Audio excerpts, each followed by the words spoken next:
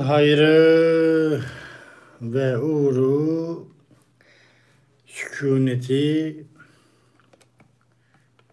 üzerinize olsun.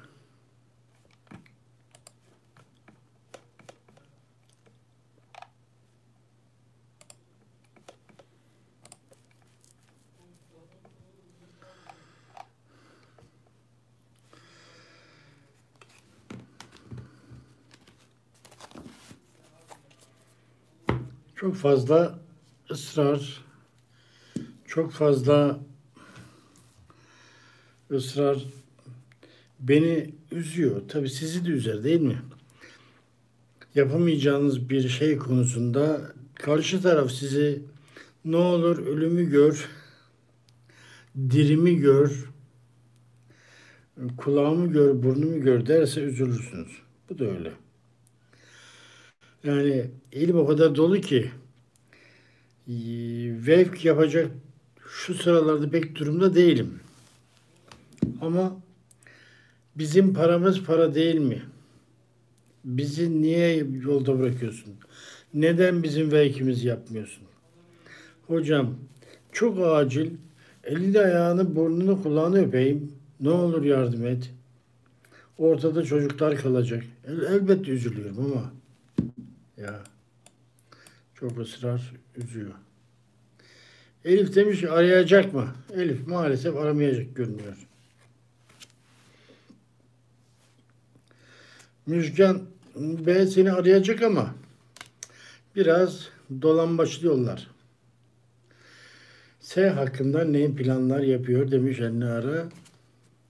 Senin planlarını ne sen ne de kartlar akıl sır erdiremez.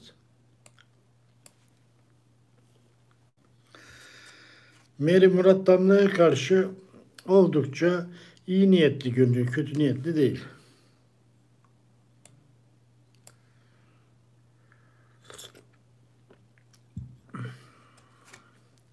Elbette hem arada aklına geliyorsun, oldukça da düşünüyor seni. Kaan neden Nilsu'ya karşı sessiz? Nedeni duyduğu, aldığı haberlerden dolayı. Hocam iyi bana adım atacak mı? Bekleyeyim mi? 4.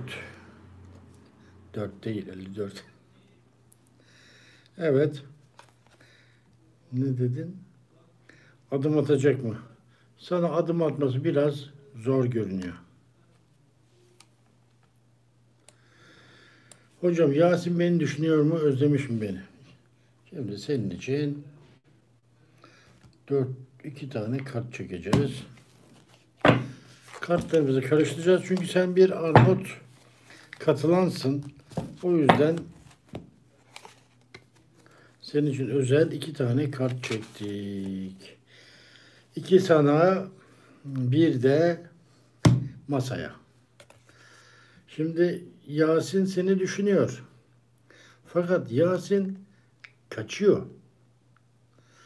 Yani Yasin kaçıyor. Neden kaçıyor? Yasin sorumluluk almaktan kaçıyor.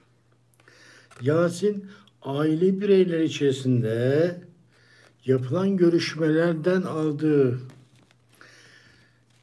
ışık, aldığı bilgi ve aktarımlara göre bir şeylerden endişe etmiş kaçıyor. Sevmiyor mu? Sevse de kaçıyor. Yasin seni özlese de ne olacak? Düşünse ne olacak? Ciddi bir ilişkiden, bir evlilikten, uzun vadeli ilişkiden kaçıyor. Deniz benim sosyal medya hesabıma attığı fotoğrafıma beğeni attı. Neden beğeni attı? Hoşuna gitmiş, ondan beğeni atmış kızım. Fatoş Moral, hocam İbo ayrıldım size doğru olan bu mu? Doğru olan bu mu değil mi? Onu sen karar vereceksin ama bu karta göre yanlış diyor. Yanlış diyor ama neye yanlış diyor? Ya. Neye? Ayrılış şekline mi? Attığın adımlara mı? Bir şey yanlış diyor kart.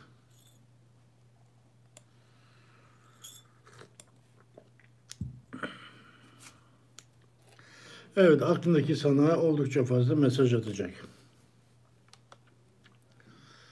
Sevgi canım, duydun mu kızım?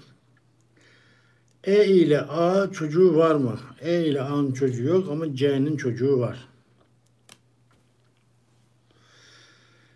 V beni arayacak mı? Arayacak görünüyor. Ben bu ay para gelecek mi demiş görünüyor. Evet, gelecek görünüyor. Ama alacağım para zaten hop hop hop başka yere gidecek. Bir yerden gelecek, bir yerden çıkacak. Neden böyle davranıyor hocam? Böyle davranmasının nedeni Sedef Akçay aldığı duyumlar, aldığı bilgiler yanlış izlenimler diyor. Gelinlik kızlar. Gelinlik kızlar. Bana ne zaman dönecek iftira attılar arkadaşlarıyla. Merak etme, yakın zamanda tıpış tıpış gelecek. Dilan Çetinkaya, Deniz bana sarıldığında ne düşündü? Çok uykusal olmuş. Uykusu gelmemiş ama uykusal olmuş. Dilan. Songül Kaya, hocam yarınki görüşmemden sonra sağlık durumumla ilgili bir sorun olacak mı? Hayır, sağlık durumuyla ilgili ciddi bir sorun var ama ciddi bir problem yok. İsmail, Ayşe ile göz göze gelmeniz, diz dize gelmeniz için harcanan çaba sonuç verecek yakında diyor. İnşallah. Nişanlımla küsüz, 20 Ocak'a kadar barış var mı demiş sessiz kız. Maalesef barış görünmüyor. Yakın zamanda bir görüşmem olacak mı demiş Ayşe. Ayşe, evet yakın bir zamanda bir görüşme var. Birisi bu görüşmeyi engellemeye çalışsa dahi. Leyla Üçbudak, Şubat ayında nişan var mı? Evet, Şubat'ta bir nişan olabilir görünüyor. Orhan Şebnem hakkında ne düşünüyor demiş Esmer kız. Orhan Şebnem hakkında pek hayırlı şeyler düşünmüyor maalesef.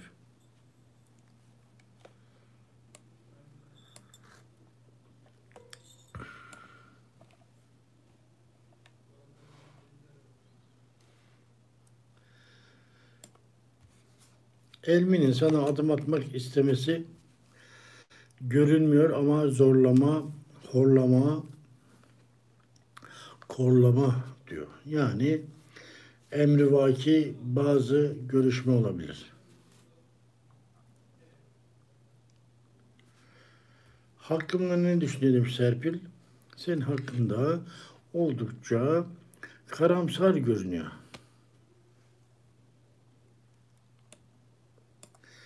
Muku Muku, yarın sınavdan yüksek puan alacak mıyım? Evet, alacaksın güzel kızım. Hava Bayar, hocam senin arayacak mı? Senin arayacak ama birisinin sanki sözcülüğünü yapıyor gibi. Leyli Leyla, İbrahim Sena hakkında ne düşünüyor? İbrahim Sena hakkında uykusal fikirleri var. Yani platonik değil, daha çok anatomik görünüyor. Canım can hocam, aklındaki bana kızgınlığına teşekkür ederim. Aklındaki kişi hem kendine de kızgın zaten. Sadece sana değil, kendine de kızgın.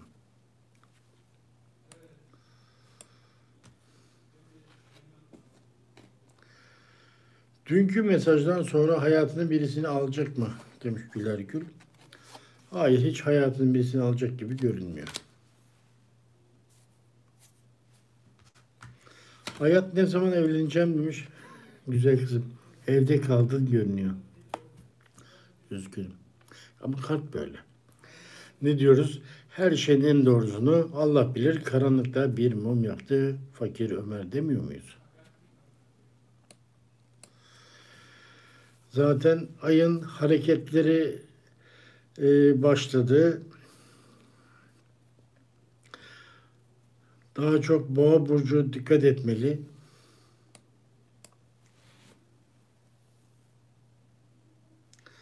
Hayatımda hiç aşık olmadım demiş.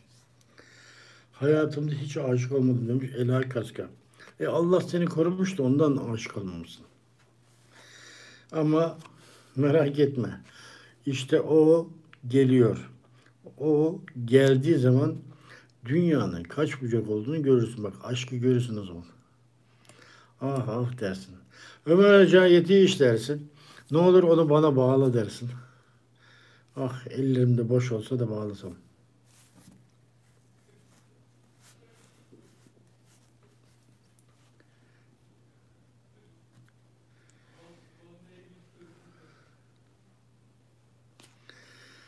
Savaş senin ikiz alemin değil. Hayır görünüyor. Demet Tanış. Soru, soru hocam ne zaman atama haberi gelir? Atama haberin bu önümüzdeki hafta gelir. Yakın, çok yakın. Nergiz İpek. DGS ile hukuka girecek miyim? Evet gireceksin.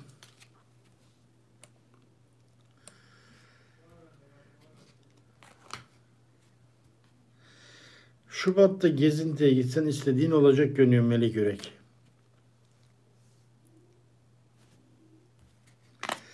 Necibe seni ilginç sürprizler bekliyor bu aralar. Bana yazacak mı? Terane. Evet bayağı bir mektup ya da mesaj görünüyor.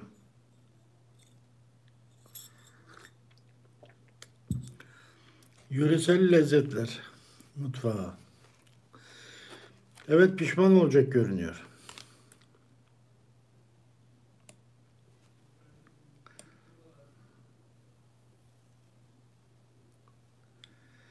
Sevdiğimle aram biraz soğuk. Düzelecek mi?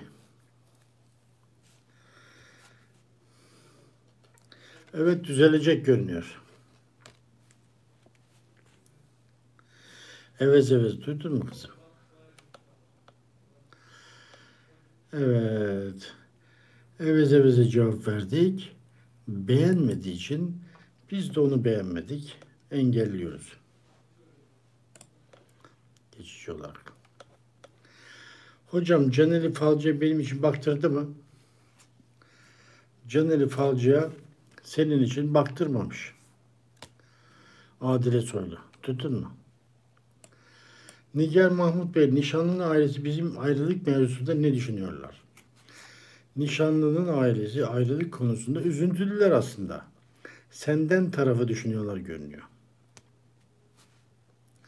Yani seni daha çok değer veriyorlar anlamında. Nişanlının ailesi sana değer veriyor Nigar Mahmut Beyli. Ama sen Ömer Hoca'ya değer vermiyorsun ki beğenmiyorsun.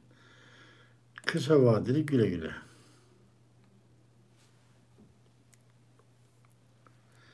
Evet. Mor kahve hocam doğum günüme sürpriz düşünüyor mu? Mor kahve doğum gününe sürpriz düşünmüyor. Simor o beni seviyor mu? Maalesef duygusal görünmüyor.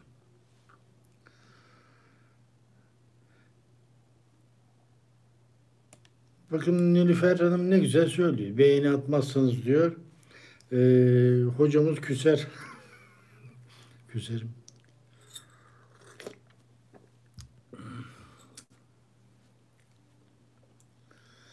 Mavi buz şu andaki düşüncesi ne? Benle ilgili. Düşüncesi seninle ilgili aslında daha ciddi, daha güzel bir gelişme olabileceğiyle ilgili. Şimdi bakın Ömer Hoca ne yapıyor? Kısaca bir göster vereyim size. Nasıl ilerliyorum? Bir daha hatırlatayım. Çünkü hatırlatayım ki bilin yani ne yaptığımı. Bakın buradan böyle Yavaş yavaş yavaş yavaş iniyorum aşağı. Gördünüz mü böyle tek tek. Tek tek bakıyorum. Tek tek basarak, bade süzerek derken Nilüfer, Nilüfer'den sonra hop mavi buz, ha, ışıltı.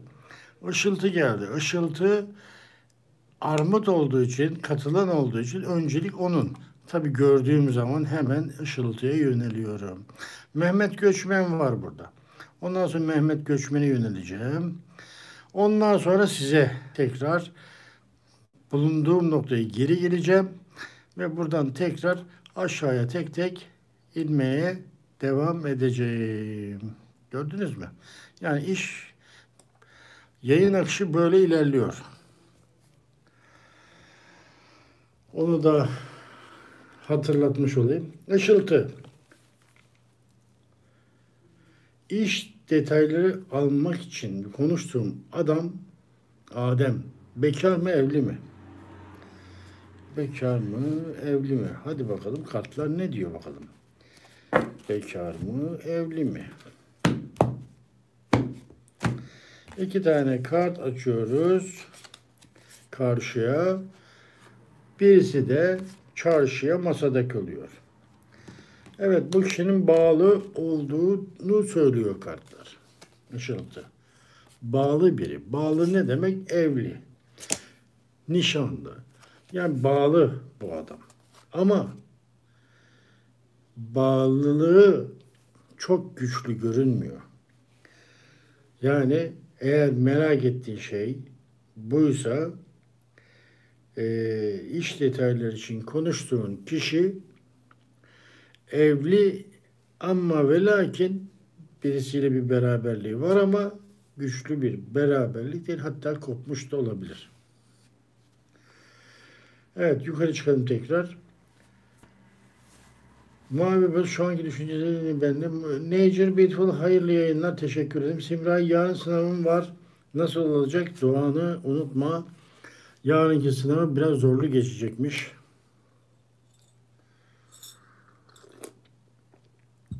NG'ye ne zaman mesaj? Kenan Takızade, aynı soruları sormakta ısrarlısın. Hep aynı soruları soran kişileri bir süre sonra zaten engelliyorum. Bu sorunun tabii cevap vereceğim. Sana mesaj atması ya da NG'ye mesaj atması görünmüyor bu kişinin. Ayten, selam hocam. Kocamı ne zaman affedebileceğim? Kocamı ne zaman affedebileceğim? Kırdığı ceviz bir değil, iki değil. O yüzden biraz işin zor görünüyor.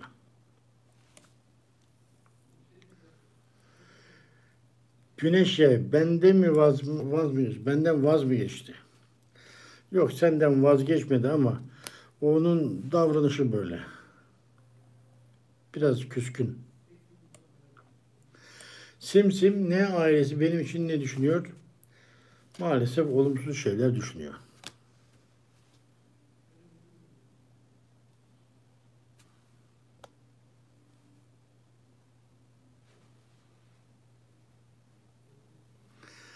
Evet, Nilüfer Hanım haklı. Teşekkür ederim. Allah razı olsun. Güzel kızım.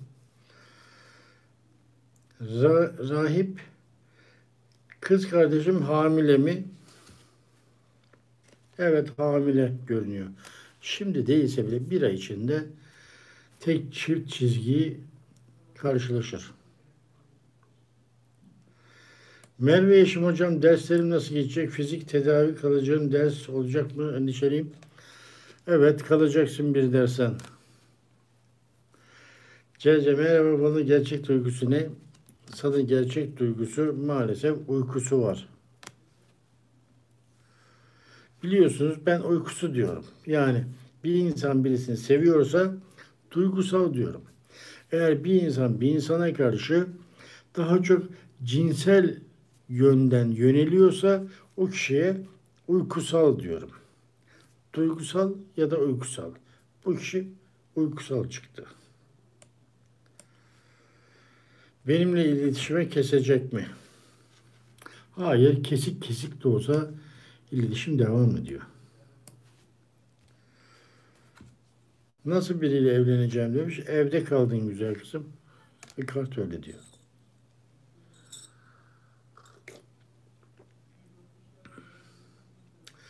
Gülsüm Keskin, eşim benimle ayrılmak mı istiyor? Bana sinirli davranıyor. Hayır, ayrılmak istemiyor. Ama kafanızda sürekli ayrılacak, ayrılacak, ayrılacak dersen sonunda başarırsın. Çinare Paşaevaz, onunla beni birkaç gün içinde iyi mi kötü mü şeyler bekliyor. Hoş şeyler bekliyor. Zene hocam, niyetim olacak mı? Maalesef olmayacak. Bal bal, Can hocam, ben ne zaman memleketime döneceğim? Az kalmış. Çoğu gitmiş, azı kalmış. Büyük ihtimalle Temmuz gibi gidersin. Bu sonuçları hala açıklamadı. Kazanacak mıyım demiş yılanın önce. Çok uğraştın, çok çabaladın, kazanacaksın görünüyor. Bana sadık mı aklımdaki kişi? Pek emin değil kart. Yani sadık olmama ihtimali üzerine duruyor.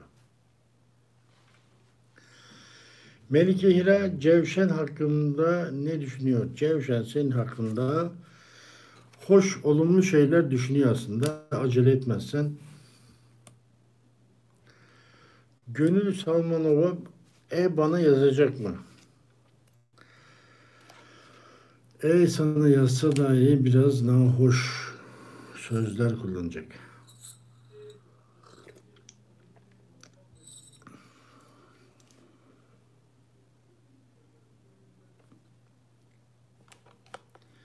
Bugün beni gördü mü? Çiçek. Gördü ama görmek istemedi. Çiçek. Evet. Hasan Hesna Çelikok. Çelikok. Bana sadık mı? Ayrılık var mı? Ayrılık görünmüyor. Sadakati gerçek görünüyor. Hesna Çelikok. Hesna Çelikok beğeni yapmadığı için onu da engelliyoruz kısa süreliğine. Daha sonra bu kısa süreliğine engeller çoğalacak. Gerçek engel olacak. Bir daha kanala giremeyecek. Elyane özledi mi demiş. Elyane özlemiş güzel kızım. Özlem içerisinde görünüyor Elyane.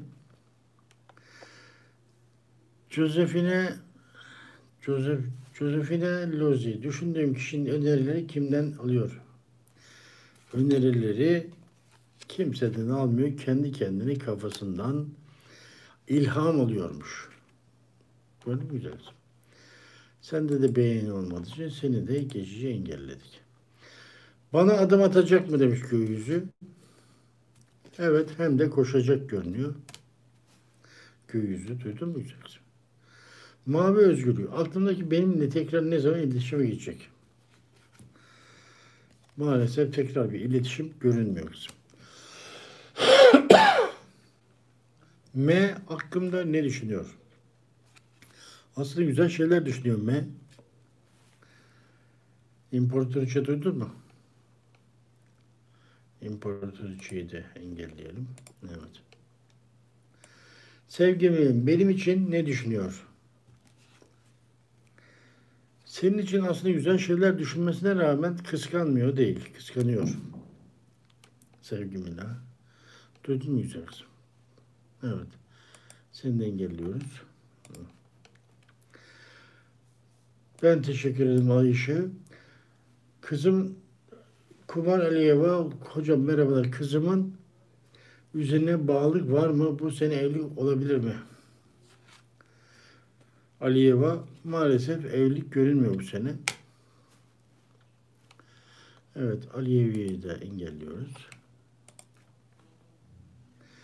Merlin Mor, hocam bana ne zaman dönecek? Güzel kızım, sana en kısa zamanda koşacakmış. Merlin Mor'u duydun mu? Evet. Merlin Monroe'yu kalıcı olarak engelliyoruz. Evet. Lamiye ailem bu ilişkiyi onaylayacak mı demiş. Pek onaylayacak gibi görünmüyor Lamiye.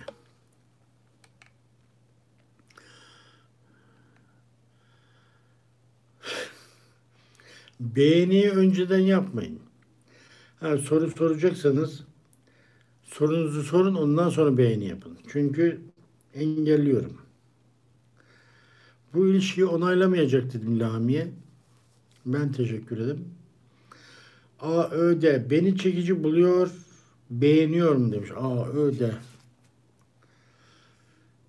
Evet, seni çekici buluyor ve beğeniyor görünüyor.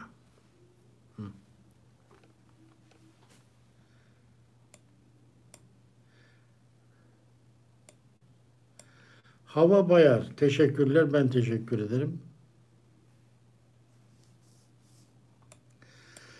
Mehmet Geçmen. Hocam inşallah dediğin gibi olur. Mehtap'la bu arada Mehtap'ın babası sağ mı? Hep annesinden bahsediyor. O yandaki numara size ait mi hocam? Aydınlatıcı cevap. Mehtap'ı çok seviyorum. Umarım ne yapacağım? Keşaf. Şimdi Mehmet Geçmen katılan olduğu için, özel grupta olduğu için, onun için iki tane kart açıyoruz.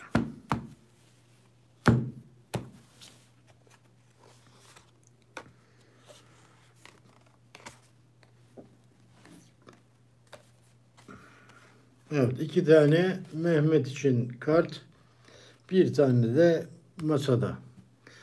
Denge ve yengeler burada. Şimdi bu kişinin sorduğun soru, babası sağ mı? Hep annesinden bahsediyor. Bu yok, babası sağ görünüyor ama babası aktif görünüyor ya da çok fazla müdahil değil. Belki de ayrı. Şimdi bu Mehtap oldukça sosyal birisi, girişken birisi ama çok çabalamış hayat boyunca. Kötü birisi değil, duygusal birisi yalnız. Çabuk kızar, çok öfkelenir, çabuk kızacak olan birisi. Yani gururlu. Düşündüğüm kişiler işle ilgili iletişime geçerse bunu yaptıran C kişisi midir demiş Halil Beker. Düşündüğüm kişiler işle ilgili iletişime geçerse bunu yaptıran C kişisi mi? Bakalım. Hayır, C kişisi görünmüyor.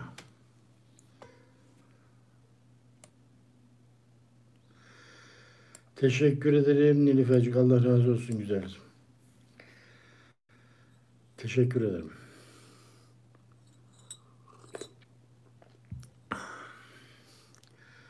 Şimdi tek tek sorular geliyor. Gelen bu soruların içerisinde tabii ki yürekler var. İnsanların sevgileri var. Beklentileri var. İşte bu kartları açıyoruz. Ama şimdi bazen çok önemli sorular geliyor. Şimdi bu önemli soruları şu küçücük bir kartla bağlamak çok fazla e, doğru değil.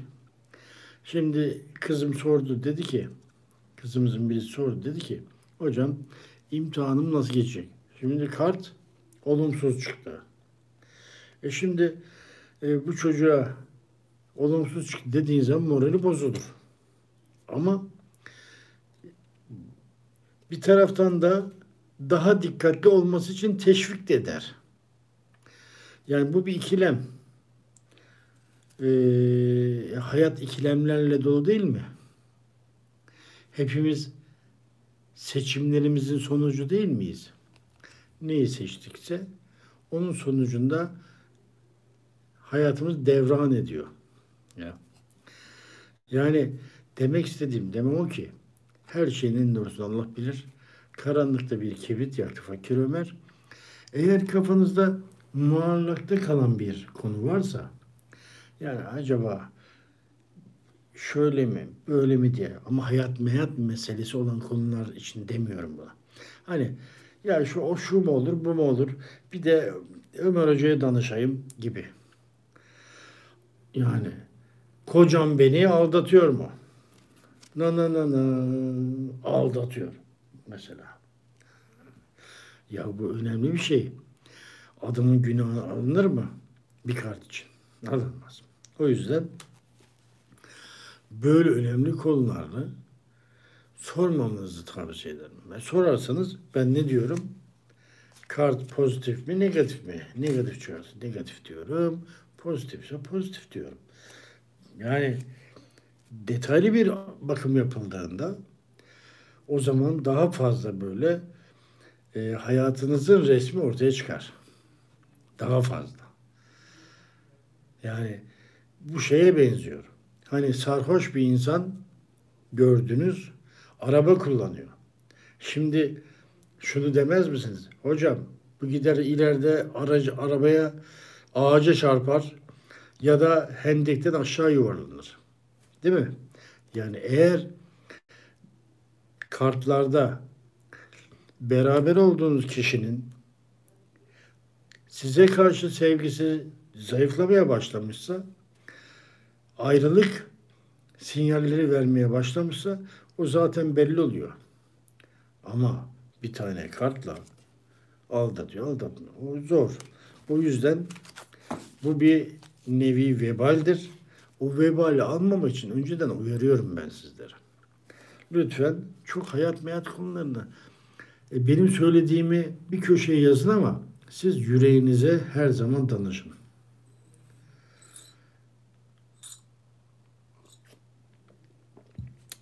Evlilik aklındaki kişiyle mi olacak demiş. Evet, aklındaki kişiyle olacak görünüyor. Güzel elf. Sadakat iyi akşamlar hocam. Ne olur bana da beni internetimi kesecekler mi? Hayır, interneti falan kesilmiyor Sadakat.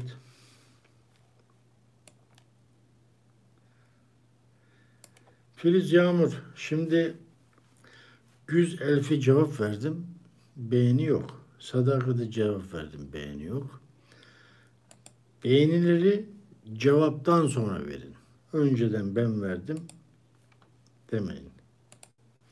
Aranızda bazıları var. Hiç soru sormadan beğeniyorlar. Ama hiç soru sormuyorlar. Beğenip gidiyorlar. Allah razı olsun. Filiz Yağmur bana dönecek mi? Hala sevgisi var mı? Evet Filiz, hala sana karşı duygusal görünüyor ve dönecek görünüyor.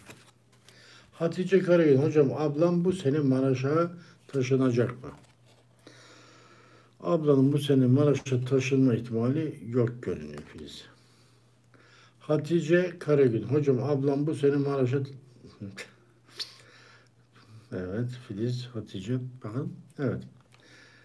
Filiz geri çekti. Filiz'i biz de geri çekelim.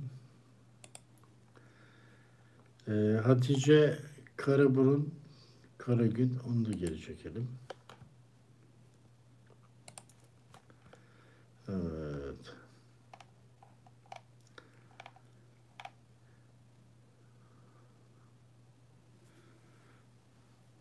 Ben hocam yarısı kazanacak mı? Yarışı kazanacak mı? Yarışı. Rekabet büyük. Yarışı kazanması çok zor. Evet. Kim o? Ben cevap verdik. Sen engellendin. Ya bana mesaj geliyor. Diyorlar ki hocam bir tek sen engelliyorsun insanları. Neden başkaları engellemiyor? Ya ben YouTuber değilim ki. Ben eğer kurallar dışına çıkarsa kişiler ben engellerim.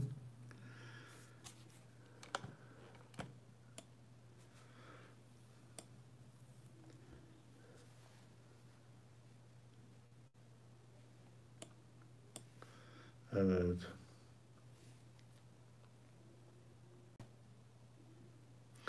Merve Yılmaz. Merve Yılmaz'a cevap verelim. Evet, yardım destek.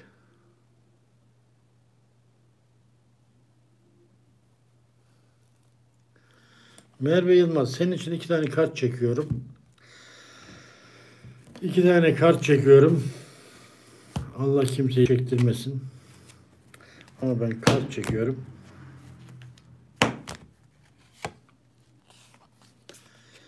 İkisi çarşıya, birisi karşıya. Şimdi masadaki kart da dengeli. Bunlar da güzel. Yani burada Mehmet arkadaşımın annesi evlilik için yardım edeceğini söyledi ev alma konusunda. Evet, burada yardımın gerçekleşeceği görünüyor. Yani annesinin bu konuda çok bonkör ve fedakar olduğunu gösteriyor. Sadece ev için değil, evin yanında bir de araba var. Yani. Evet, bir armudumuz daha geldi.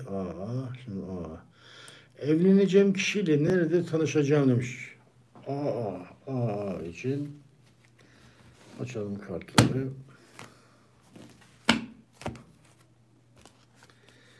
İki tane maşallah. 2 tane kart çarşıya, biri karşıya. Şimdi evleneceğin kişi ile tanışacağın yer tam da senin iş için çalıştığın ya da sosyal olarak aktif olduğun bir yerin tam göbeğinde, ortasında orada tanışacaksın görünüyor. Fakat bu tanışma daha çok sanki bir toplantı, bir iş görüşmesi ya da bir karşılaşmada birileriyle beraber, birinin yanında olan bir kişiyle tanışacaksın ve seni gördüğü zaman çarpılacak görünüyor. İnşallah doğru çıkar ve hayırlı, uğurlu bir şekilde evliliğin yürür görünüyor. Evliliğin yürümesi, evliliğin oluşması 2022 yılı gibi görünüyor. Hayırlı olur inşallah. Aylin, selam hocam. Eğitim için yurt dışına gitmem gerek. Gidebilecek miyim? Aylin. Evet, bunun için bir çaba, bir uğraş var. Gideceksin güzel kızım. İnşallah hakkında hayırlısı olur.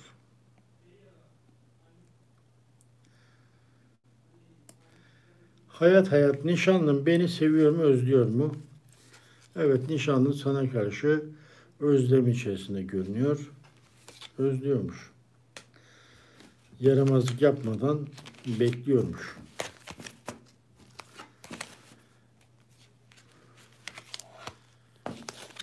Ben teşekkür ederim Aylin.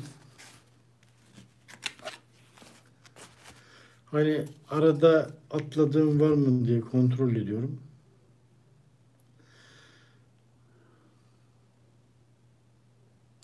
Sadakat. Beğeniyi çünkü ben takip ediyorum. Bir soru sorulduğunda cevap veriyorum. Arkasından da oradaki beğeni rakamına bakıyorum. Mesela beğeni 1. İkinci soruyu cevapladım. Beğeni 2. Üçü cevapladım. Beğeni 4. Beşi cevapladım. Hala 4. Altıyı cevapladım. Hala 4. Onu cevapladım. Hala 4. Burada bir aksilik var demek ki. Şimdi oradaki sadece bir beğeniyi bile tıklamamak 2 nedeni var. Birisi unutmak. Biri de aldırmamak, istememek. Şimdi beğeni sorudan sonra yapın. Çünkü bazıları var beni çok seven içinizde. Teşekkür ederim. Daha canlı yayın açar açmaz hemen beğeniye tıklayan içinizde çok güzel insanlar var. Allah bin kere razı olsun. Ama o beğeninin hakkını vermeyi önemsemeyen kişiler de var. Şimdi her gün sizin için bir şeyler yapmak benim için zevk. İster beğenin, ister beğenmeyin. Ama beğeni nedir biliyor musunuz? karşınızdaki kişiye olan saygıdır, sevgidir. Yani değer vermektir. Değer verilenlere değerli at, eğerli at gibidir. Daha hızlı koşar. Bahar ben mesela bir evet.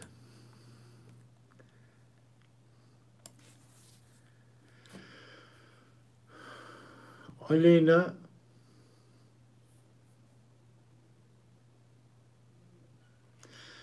Aleyna Kızıltepe demiş ki hocam biri çıkarken aşk kapılarımı kilitlemiş herhalde. Güzel bir laf. Biri kalbinden terk edip çıkarken hani böyle evden çıkarken kapıyı kapatırız ya. Onun gibi güzel bir cümle kurmuş. Birisi kapıları kilitlemiş. Sevgilim ne zaman olacak? Aleyna, karta göre sen değerli bir insansın. Yani aslında beğenilecek bir insansın. Ben seni görmüyorum. Siz beni görüyorsunuz, ben sizi görmüyorum. Sadece burada gerçek ya da sahte rumuz isimlerinizi görüyorum. Çok beğenilecek bir kızsın. Ama sende bir sorun var. Sen zor beğeniyorsun. Yani sen herkese eee, kapıyı açan, şans veren birisi değilsin. O yüzden biraz zaman alacak gibi görünüyor. Günel dönecek mi demiş Aygün. Aygün. Maalesef Günel'in dönüşü görünmüyor. Rahime Güler Gül. Ben biliyorum tabii. Gülnar Mu. Merhaba. Gülnar Mu. Gülnar mı? Gülnar Mu. Gülnar Mu. Rahime hiçbir şey anlamadım. Bediha. İş yerindeki İspanyol kadın işte çıkacak mı hocam? Hayır, işte terfi alacak görünüyor. Bırak çıkmayı. Kadın bir de daha da böyle güçlenecekmiş. Gülşen Tomuş kızın mülakatı kazanacak mı? Gülşen evet kızın mülakatı kazanacak görünüyor.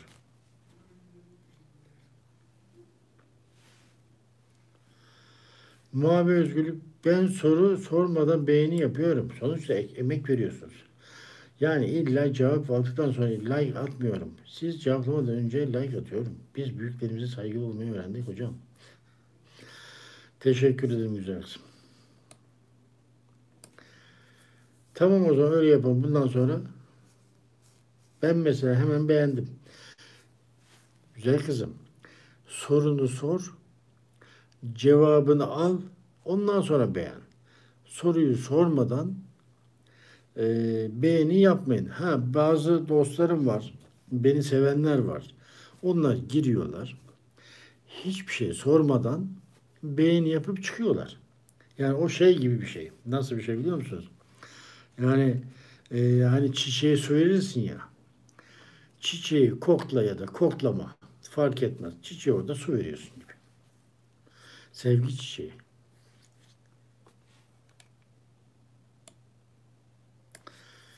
Hocam beni söylemediniz demiş Yasemin Canan. Yasemin Canan yukarıda seni geçmişimdir.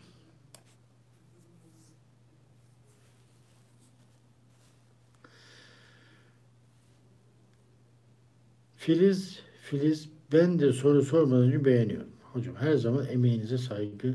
Allah razı olsun. Teşekkür ederim. Andolsun hocam ben can yıldım. Sadakat teşekkür ederim.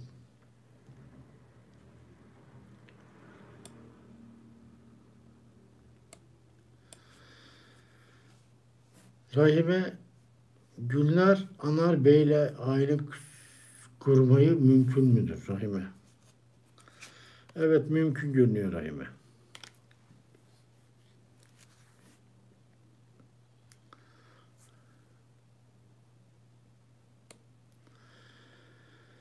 Nilüfer Hanım'ın gözünden kaçmıyor Aysima. Şimdi ben unutuyorum bazen. Sorulan soruları iki defa, üç defa soran olduğu zaman ben kartı çekiyorum, cevap veriyorum. Kartı çekiyorum, cevap veriyorum ama daha önce sormuş, cevabını almış da olabiliyor bazen kişiler. Ama bu doğru değil. Çünkü aşağıda bekleyen insanlar var. O insanlara da hakkını yememek lazım. Bak Vefacan, üçüncü soruşun diyor. Gördün mü?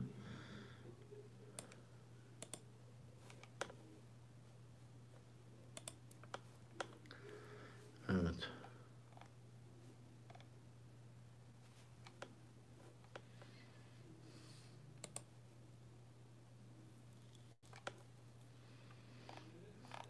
Şimdi boşluk varken, az sonra kapatacağım tabii.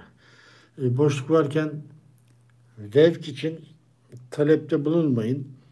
Çünkü ne malzeme bulmak kolay, ne de zaman bulmak kolay. O yüzden Aysima, benim cevabınız hocam, Nilüfer Hanım görmemiş. Aysima, Nilüfer Hanım ne derse o. Çünkü Allah razı olsun, o hem çok genç, hem gözleri Şahin gibi. Benim gibi böyle şeşi beş görmüyor o. O görüyor.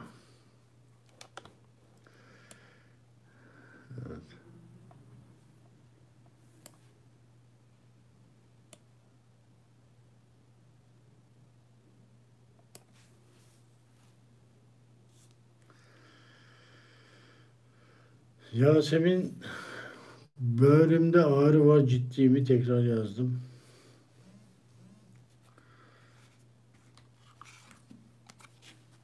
Ciddi değil, üşütmüşsün.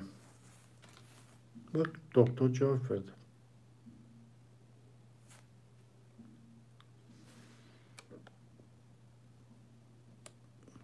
Peridur.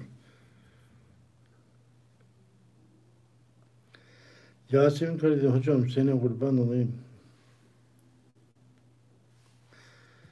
Yasemin Karadeniz'de kısmet var mı demiş bu sene. İnşallah var görünüyor.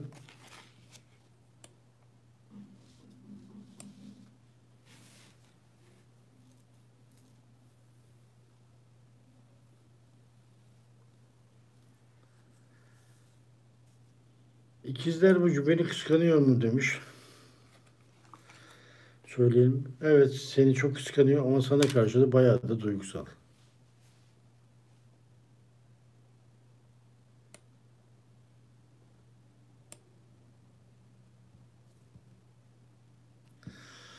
Hava bayar. Nilüfer'i görmeden sevdim. Herkes Nilüfer'i seviyor. Sabine'me seni atlamışım. Şimdi bazen bazı günlerde atlamış olabiliyorum. Görmemiş olabiliyorum. Siz de hakkınızı helal edin. Ee, yarın sorarsınız. Eğer bugün atladımsa, göremedimse, fark edemedimse Filiz Filiz seni cevapladım kızım. Sen o sırada mutfaktaydın.